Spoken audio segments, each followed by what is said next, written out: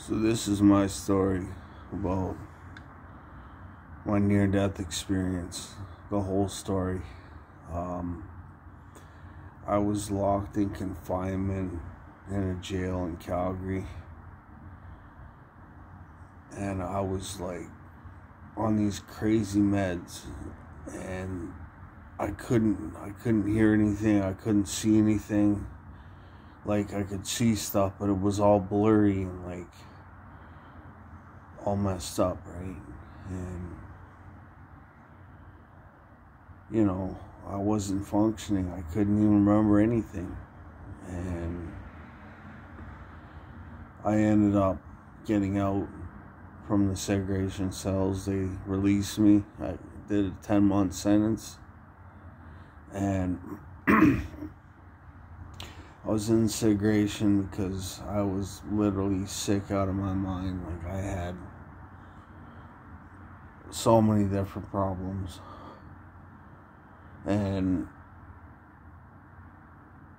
when they let me out, remember the first thing, they took me to the Peter Lougheed Hospital. That's in northeast Calgary. I went there and I walked out. I had no idea where I was going. I could see a lot better and I could hear a lot better. Like, I kind of knew where I was going, but I had like no purpose to go anywhere, right? Like, there was nothing. So I was under the impression, and this was in 2014, I was under the impression that it was 1999 and it was 2014. And my grandma, I think, lived in a house nearby. Anyways, we'll get to that later. But I walked up and down the street. I took the bus. I got off. I was going to jump in the creek. And then I walked to a veterinarian clinic and asked to become a veterinarian. And they asked me, well, have you faxed your resume? Like, kind of a silly question, but I guess it's professional to say that, I guess. I don't know. And then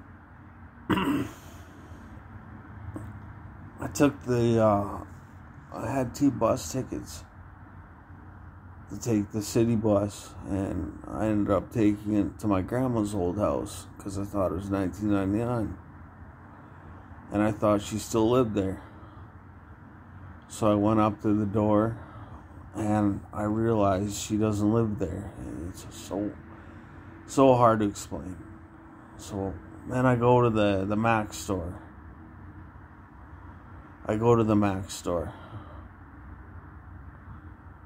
After taking the bus to the bus loop, I go to the Mac store. The guy in the Mac store gives me a free slushie, and I still have no idea what's going on. He gives me a free slushie, and then he calls the cops on me, and they thought I was on coke or meth or something. And the cop took me not to a drunk tank, but to like this homeless shelter where drunk people go. And almost got jumped there. So I walked to a bus stop. I still had no idea where I was going. No clue whatsoever. I had no purpose. I was convinced that I was going to hell. I took the bus, the number 10 bus, that stops right near that homeless shelter for drunk people. And I took the number 10 bus. Got off at Chinook, which is really close to the apartment that I'm living in right now. And I walked around and I said, you know what? I can't function. I'm going to push myself off an overpass. And I couldn't do it at first. But then I thought to myself, what are my other options? So I went to a higher overpass. Apparently it was 40 feet. 40 feet on the concrete. And I pushed myself off of it. I don't remember what happened after that. I remember the paramedics picking me up. And then I passed out. I had no blood pressure.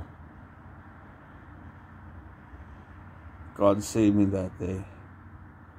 And He saved me for a purpose. Because back then, I was not living for Christ. I was living not a good life. Addictions, violence, all kinds of stuff. I went to the hospital. Lots of interesting experiences there. I'll get into that in another video.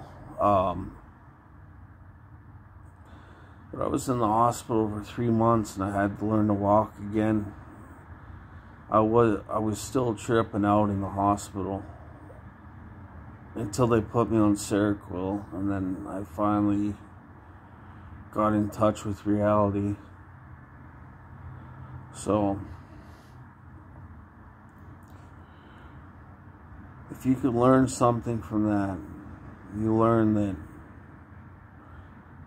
God is always there and He protects us. No matter what we go through, what we're doing, He's got a plan for us. And if I didn't jump off that overpass, I have no idea where I would be. Thank you, and I pray that God blesses you. In Jesus' name.